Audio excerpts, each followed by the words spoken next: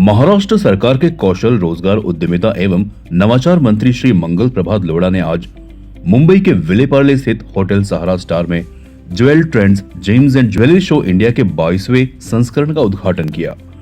Jewel trends द्वारा आयोजित 6 दिवसीय B2B प्रदर्शनी में 150 से अधिक अग्रणी आभूषण निर्माता, 100 से अधिक प्रदर्शक तथा 12 देशों के 5000 से अधिक पंजीकृत रिटेलर्स और अंतर्राष्ट्रीय खरीदार भाग ले रहे हैं। यह प्रदर्शनी भारत के रत्न एवं आभूषण उद्योग के प्रमुख व्यावसायिक मंचों में से एक के रूप में अपनी पहचान को और मजबूत करती है। इस अवसर पर श्री मंगल प्रभात लोढ़ा ने कहा, रत्न एवं आभूषण उद्योग महाराष्ट्र के सबसे बड़े रोजगार सृजित करने वाले क्षेत्रों में से एक हैं और भारत के निर्यात में इसका महत्वपूर्ण योगदान है। कौशल विकास, नवाचार और उद्यमिता के माध्यम से सरकार इस उद्योग को हर संभव सहयोग प्रदान करेगी। सतत विकास और वैश्विक नेतृत्व की दिशा में उद्योग की यात्रा में सरकार पूरी तरह मजबूती के साथ इसके साथ खड़ी है। Jewel trend James and jewellery के श्री गोविंद वर्मा ने कहा, JTS केवल एक व्यापारिक प्रदर्शनी नहीं है, बल्कि भारतीय रत्न एवं आभूषण उद्योग की ताकत, नवाचार और वैश्विक प्रतिस्पर्धात्मकता को प्रदर्शित करने वाला एक रणनीतिक मंच है। ज्वेल मेकर वेलफेयर एसोसिएशन के अध्यक्ष श्री संजय जीवनलाल शाह ने कहा, भारत के लाखों कुशल कारीगर रत्न एवं आभूषण उद्योग की ऋण है। उनकी पहचान, कौशल विकास, सामाजिक सुरक्षा और आर्थिक सशक्तिकरण ही भारत को वैश्विक आभूषण निर्माण में अग्रणी बनाए रखने की कुंजी है। हमारा विजन केवल स्वर्ण आभूषणों तक सीमित नहीं है। हमारा उद्देश्य कारीगरों को चांदी, प्लैटिनम और अन्य बहुमूल्य धातुओं में उन्नत प्रशिक्षण देकर नए रोजगार के अवसर सृजित करना और कारीगर परिवारों को सशक्त बनाना है। यह प्रदर्शनी अगले 6 दिनों तक जारी रहेगी और निर्माताओं, थोक एवं खुदरा व्यापारियों, निर्यातकों तथा अंतर्राष्ट्रीय खरीदारों को नेटवर्किंग, उभरते बाजार रुझानों को समझने और नए व्यावसायिक सहयोग विकसित करने का सशक्त मंच प्रदान करेगी। त्याने मोठा जेम एंड ज्वेलरी मार्केट सुरतमध्ये उभा केला आणि ते जेम एंड ज्वेलरी मार्केटची एक्सपोर्ट कॅपॅसिटी जी आहे त्या ते नेहमी त्याने सपोर्ट करता। आज एक चांगली एक्झिबिशन इथे झाली।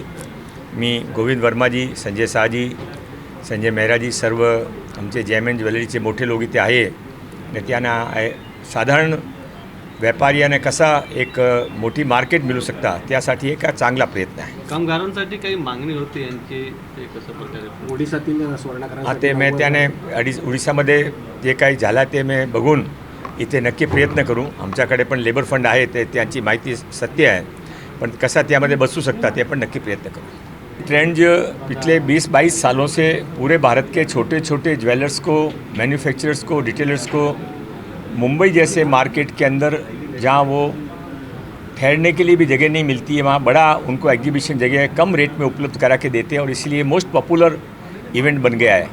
आज भी हम देख सकते हैं कि यहाँ पर पूरे इलाके के अंदर लोग अपने सामान लेकर आए हैं, मुंबई के लोग और भारत के विभिन्न इलाके से लोग जिनको परचेजिंग चाहिए, ऑर्डर देना होता है, वो यहाँ पर आएंगे, आ रहे हैं और इस तरह से ओवरऑल मैन्युफैक्चरिंग टर्नओवर बढ़ता है। जेम एंड ज्वेलरी का विकसित भारत में एक बड़ा रोल है और मुंबई का भी उसमें बहुत बड़ा रोल है। मुंबई के अंदर पहले से जेम एंड ज्वेलरी मार्केट बहुत बड़ा रहा है।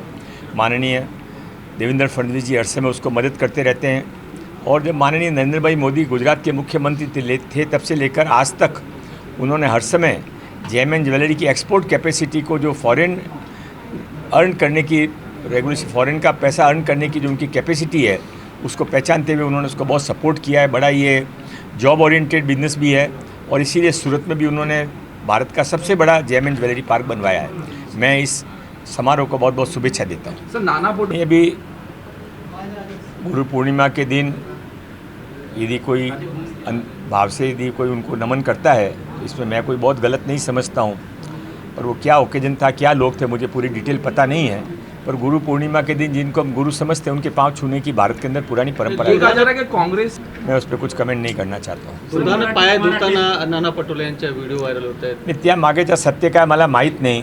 त्या काय इव्हेंट करून केला असेल तर चुकीचं आहे, नॅचरल असेल तर भारतमध्ये परंपरा राहिली की गुरु पौर्णिमा दिन आपले ज्याने गुरु मानतात त्याने आपण प्रणाम करतो। ते त्यामध्ये ऑलरेडी जे काही इन्व्हेस्टिगेशन करायचे असेल ते प्रक्रिया सुरू झाली आहे। जे सत्य आहे ते बाहर पडतील। उसके बारे में ऑलरेडी इंक्वायरी शुरू हो गई है। जो सत्य है वो थोड़े दिनों में बाहर आ जाएगा। ये हमारा 22वां एडिशन है और आज हमको करीबन 20 साल हो गए हैं ये jewel trends Samsung jewellery show करते हुए, और हमने करीबन इंडिया के 2000 से ज़्यादा मैन्युफैक्चरर्स को ये प्लेटफॉर्म दिया है। और इस प्लेटफॉर्म के ज़रिए हम मैन्युफैक्चरर्स को इंडिया के बेस्ट से बेस्ट कॉर्पोरेट्स के साथ और वर्ल्ड के डिफरेंट वर्ल्ड्स के रिटेलर्स के साथ कनेक्ट करते हैं। और बिकॉज 3 से 4 महीने से जैसे कि गोल्ड का भाव आप सब लोगों को पता है बढ़ रहा था, लेकिन अभी थोड़ा स्टेबल हुआ है और लगता है कि अभी बिज़नेस अच्छा होना चाहिए। और मैं आशा करता हूँ कि सब लोगों को अच्छा बिज़नेस मिले और अच्छा सिस्टम सेट हो सब लोगों का। जी ने जो रिक्वेस्ट किया था मैं उनका समर्थन देता हूँ, क्योंकि उन्होंने जो भी रिक्वेस्ट किया था इंडिया के क्रेडिट को देखते हुए किया था। लेकिन कारीगर और वगैरह जो हमारे मैन्युफैक्चरर्स हैं, हम लोगों ने उन लोगों को इंसिस्ट किया एक्सपोर्ट बढ़ाने के लिए। अगर एक्सपोर्ट बढ़ेगा तो डेफिनेटली हमारा वो जो क्रेडिट का प्रॉब्लम है वो भी कम आएगा। तो अभी हम लोगों का भी जो फोकस चल रहा है वो एक्सपोर्ट बढ़ाने के ऊपर चल रहा है, जिसके मद्देनज़र रखते हुए हम लोगों ने अगले महीने 2 अक्टूबर में मलेशिया में एक शो रखा है, जहां हम सारे मैन्युफैक्चरर्स को मलेशिया लेके जा रहे हैं, जिससे कि हमारे इंडिया का एक्सपोर्ट ज़्यादा से ज़्यादा बढ़े। सिंगापुर, वियतनाम, वहाँ अलग अलग कंट्री से डिफरेंट कंट्रीज से क्लाइंट्स आ रहे हैं और इन लोगों को ऑर्डर दे रहे हैं। तो जिससे कि जो गैप जहाँ बन गया है उस गैप को हम फुलफ़िल करें अपने एक्सपोर्ट को बढ़ा के। 6 दिन के प्रदर्शन में ज़्यादा ये B2B है, तो जितने भी इंडिया से जैसे कि साउथ से लेके यूपी से लेके कितने भी लोग, बिहार से लेके काफ़ी लोग हैं, अपनी ज्वेलरी की कसब दिखाएंगे और उनको बहुत ही बड़ा ऑर्डर मिलेगा। और हम लोग वही कोशिश कर रहे हैं कि ये बार मुनाफा शायद कम भी मिले, लेकिन हम लोग कारीगर को ज़्यादा में ज़्यादा संभालने की कोशिश करेंगे। सरकार से भी हमने एक निवेदन किया है कि जैसे उड़ीसा के अंदर में आपने हीरे के कारीगरों के लिए और सुवर्ण कारीगरों के लिए जो आपने एक पैकेज तैयार किया था, वैसे ही महाराष्ट्र के अंदर में, हर राज्य के अंदर में जितने भी हमारे कारीगर हैं, सुवर्ण कारीगर हो, हीरा के कारीगर हो, क्या और भी हो, तो सारे कारीगरों को अगर सरकार कुछ इन लोगों के लिए कुछ इंश्योरेंस जैसा बना के दे, जैसे लाडली महीना है, इन लोगों के लिए महाराष्ट्र सरकार ने बहुत अच्छा कार्य किया।